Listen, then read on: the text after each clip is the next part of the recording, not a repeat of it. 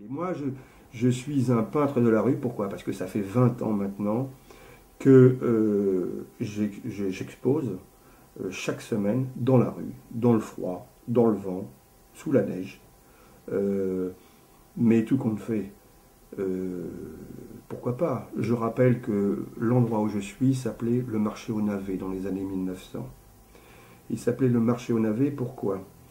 Parce qu'on ne parlait pas des navets que l'on mange, mais on parlait des croûtes. Les croûtes de l'époque à Montparnasse, c'était les croûtes de Soutine, Chagall, Modigliani, Picasso, etc. Et je vous assure qu'ils étaient sur le trottoir comme nous. Bon, mais à l'époque, il y a quand même des gens qui ont fait de bonnes affaires avec eux.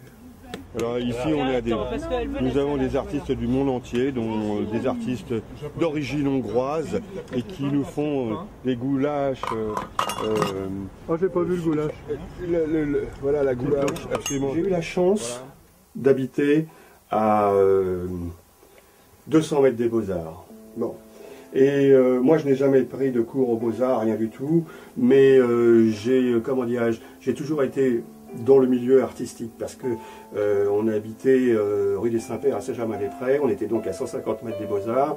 J'avais une grand-mère qui avait un hôtel dans lequel les artistes du monde entier venaient. J'adore ce chevalet qui montait ses roulettes, qu'on monte et qu'on descend. Je travaille dans d'autres endroits, j'ai pas ce chevalet, ça m'ennuie. Les tableaux donc récents, hein, qui s'inscrivent dans une construction géométrique, dense, avec la ligne bien sûr qui est très présente, et toujours cette notion de couleur. Donc voilà un autre tableau. Voilà. Alors c'est pareil, ça c'est un très grand format, peut-être qui en fait mérite effectivement, bien sûr, comme tous les grands formats, d'être regardé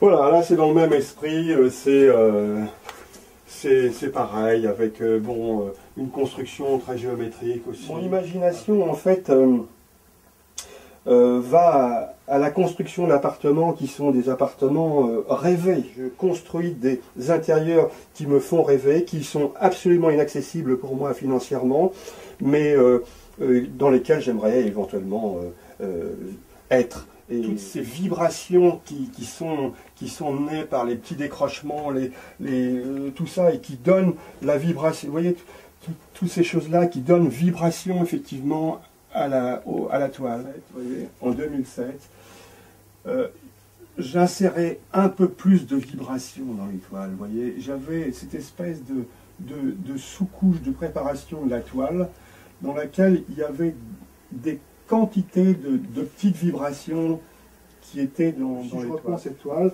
il y a moins cette vibration. On est plus en direct.